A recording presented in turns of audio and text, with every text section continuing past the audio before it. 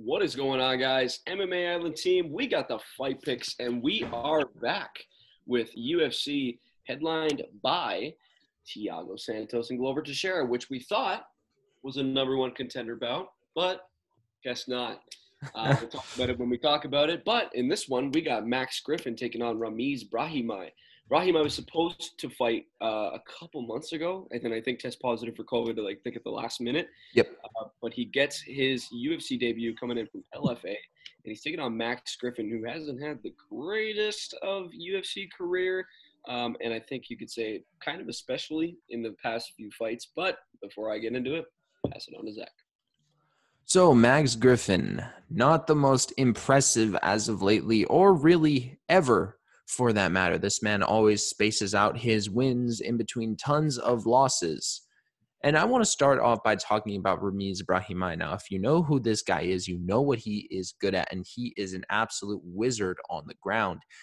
I'm pretty sure he was first at IBJJF Worlds 2017. Incredibly impressive accomplishment. This guy's jiu-jitsu is insane. All of his wins come by submission.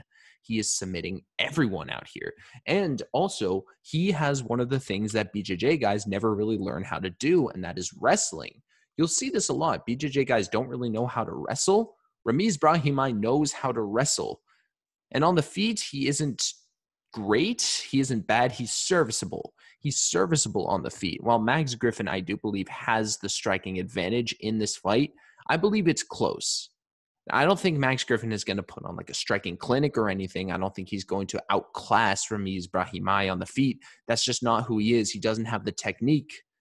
But what really worries me is Max Griffin's takedown defense. Now, I know it says that it's high on UFC stats at 66%, but I want you to look at a fight with Curtis Millender, which he lost. Now, if you know Curtis Millender, you know that he is one of the worst fighters on the ground that the UFC has ever seen. That is the reason why they cut him, even though he only lost 2 straight fights, because when he goes on the ground, he can't do anything. Max Griffin was taken down by Curtis Millender.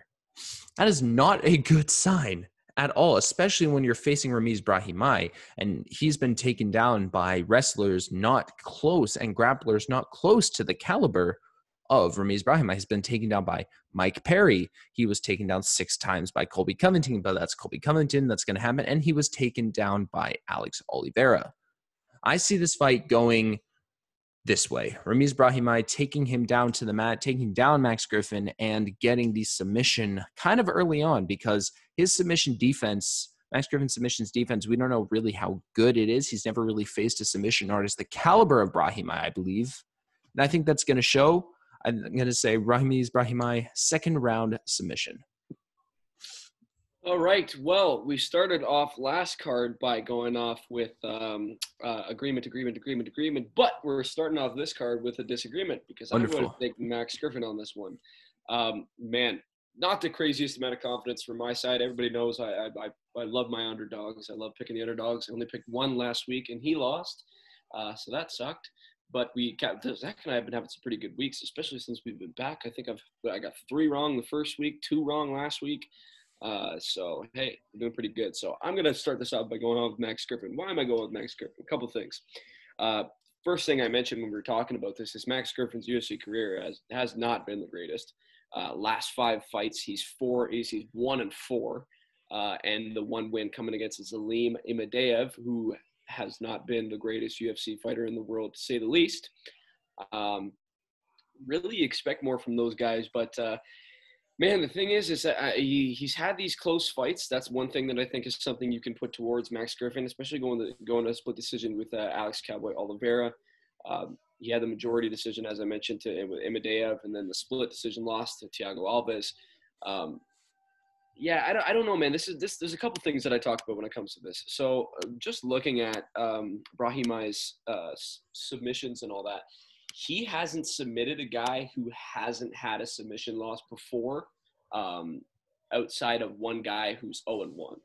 So that's one thing that I think is really, really big to talk about with Ramiz Brahimaj.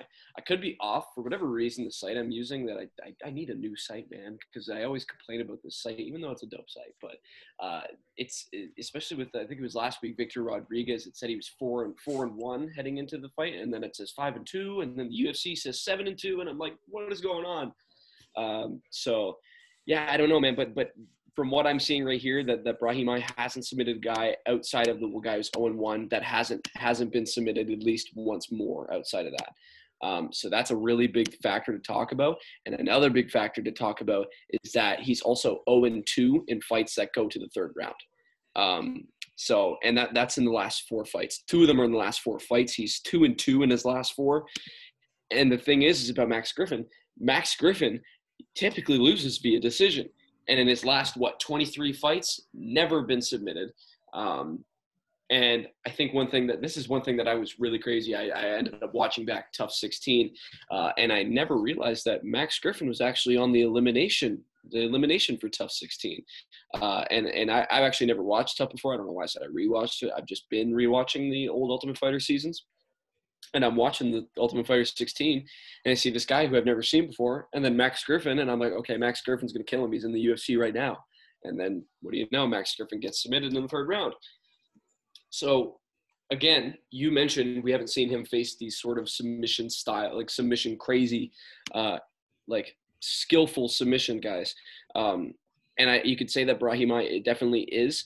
I just don't really think that he's faced the amount of talent that Griffin has. And I think this is kind of a breath of fresh air for Max Griffin, going out and fighting somebody who is not really near the level of competition that he's been fighting recently. And albeit, obviously, not the greatest amount of competition, but I do look at the fights like Cowboy Oliveira, Mike Perry, Elizeu Zaleski dos Santos, obviously got knocked out by Colby Covington. But going to the third round with him, that's something you could put something into at least. But I know Colby typically takes people to decision. But I don't know, man. I love my underdogs, and I'm assuming Max Griffin is an underdog here. But I'm going to be going with him. I think. No, he's the favorite.